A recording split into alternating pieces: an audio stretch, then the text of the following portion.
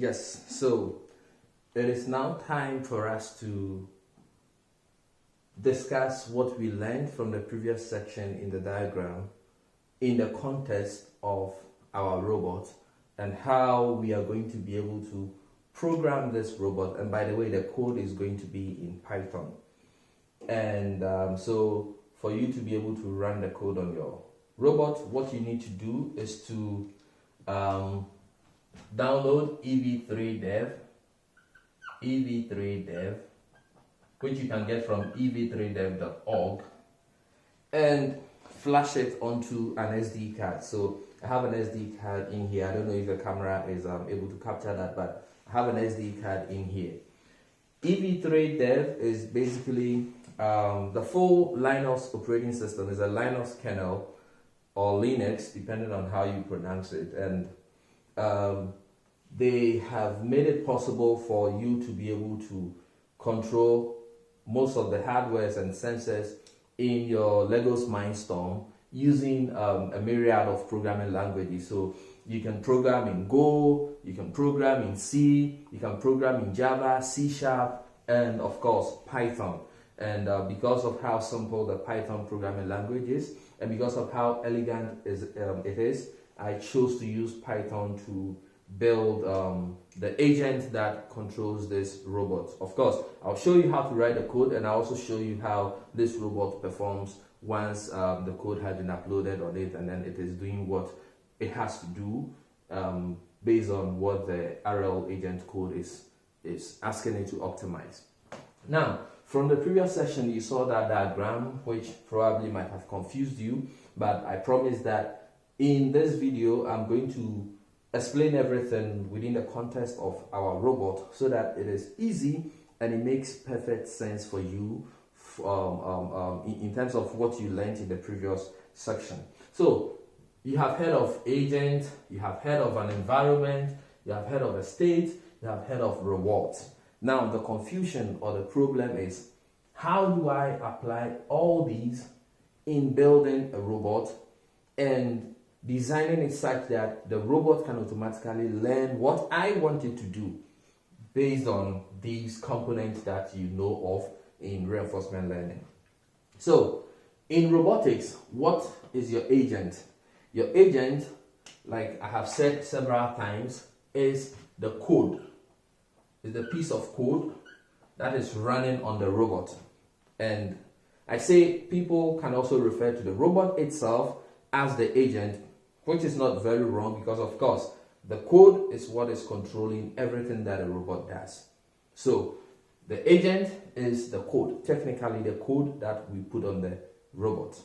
But you can also call the robot the agent because it is the component that is physically going to interact with the environment. So no two ways about it. Your agent is the code or the robot. The environment. So in robotics, and in this particular instance of our robot, what do you think is going to be our environment? Well, for this video, what we will try to do is we want to program the robot to learn three things. So the robot, sorry, I didn't add actions. Sorry. Let me add actions before state and environment. So action, state, agent, action, agent, environment, action, state, and reward. So the environment is anything outside of the agent. So if you want to say the robot is the agent, anything outside the robot is our environment. And in our particular build of this robot, what we are going to do is we want the robot to learn. So in one instance, we will write the code such that the robot will learn that the best action we want it to take is to get close to the obstacle that we place in front of it. So when we are demonstrating this, we will place an obstacle in front of the robot. And we will not write our code to tell the robot to go to the obstacle. No. But we will write our code such that the agent will learn and figure out that the best thing we want it to do is to go to that obstacle. And that is why we have this infrared sensor here to sense a distance. I'm going a step ahead of myself, but I needed to mention this. The next thing we will do is we will also let the robot take actions that optimizes it being far away from the obstacle. So what will happen is in that run, we will place an obstacle in front of the robot, and the robot will learn that the best action for it to take is to move backwards because we want it to be far away from the obstacle. Okay? And in the next run, we will want the robot to just stand still. So we will run the same code. We just change the reward function in all the three instances because the reward is what determines what the robot does. So we will change the code, and the robot will learn that the best action for it to take is to stand still. Take it as a parent telling the kid, don't move anywhere, just stand where you are till I say otherwise. So our robot will learn to be obedient, of course, because it's robot, and some of the things involved in reinforcement learning is stochastic. So there will be times where it will move forward or it will move backwards, but for most of the time steps, the robot will be obedient and then it will stand still because that is what the reward function is telling it to do. Okay, so actions. What are the actions that our robot can perform? In robotics, the actions that your robot can perform is determined by the sensors and the actuators that you give it, specifically the actuators. So in our robot here, you can see that the only actuators we have are the motors, the two motors here. So in that sense, our robot can move forward, it can move backwards, and if we choose to, we can let it move left or right. But in these demonstrations, we just are interested in knowing whether the robot will learn to move closer to an obstacle, move away from an obstacle, or stand still. So our actions will be to move forward. I think I'm running out of ink. Where's my blue marker? So, to move forward, backwards, or stand still. So these are the actions that we will program our robots to be able to perform. The state. From the previous video, I explained to you that the state is what the robot measures from its environment. And so, in terms of robotics, the state comes from sensors. Okay? And the actions come from the actuators.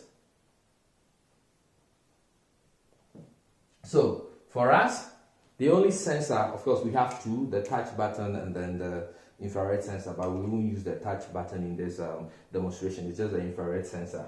So our state is going to be measured by the IR sensor as the distance from an obstacle. So we'll use this IR sensor to measure how close or how far away our robot is from the obstacle. And that is the state that the robot will use to determine, okay, if I am at this point and the objective is for me to move closer, then what is the next best action for me to take? So it senses how far away it is from the robot. So let me use this example where we want the robot to get to the obstacle we have placed in front of it. What happens is that it will sense how far away it is from the obstacle, and then it will say, okay, if my objective is to move closer and I am at this point, what do I need to do to get even closer? Then it will move forward. When it moves forward, it will get a reward. And based on the reward, it will learn, oh, okay, so this is a good thing because the reward was positive. So let me keep doing it. Then it will keep doing it until it gets there. If the objective is to get farther away from the obstacle, it will measure, probably move forward, get a negative reward, and it will decide, okay, it's a bad thing for me in this environment based on my objective function to move forward. So let me stand still. Maybe it will stand still and it will get an even bigger negative reward, depends on how we design it. And so, okay, this is also negative. What other action can I perform that I haven't performed? Moving backwards. It moves back and it senses that you give it a positive reward. It moves back again, positive reward. Then it will keep moving further and further and further and further away from the obstacle. So the reward here are just numbers, which is positive or negative numbers that we will give to the agent to reinforce its actions, whether they are good or they are bad. So the diagram was quite convoluted with so many arrows pointing in and out. I am the type that I hate to see mathematical equations. But no matter how complex a mathematical equation is, I am able to understand it once you show me an implementation in code. And that is why I like to teach by showing you code instead of mathematical formulas and stuff like that. So, having this understanding in mind, in the next section, we are going to discuss a very simple reinforcement learning algorithm called multi-armed bandit. And we will learn a variant of it called epsilon greedy multi-armed bandit algorithm. And once you have understood multi-armed bandit algorithm, we'll go ahead and then implement the code, run it on our robot, and see it perform beautiful actions on the ground or wherever we place it. So in the next section, I'm going to take you through multi-armed bandit algorithm in reinforcement learning.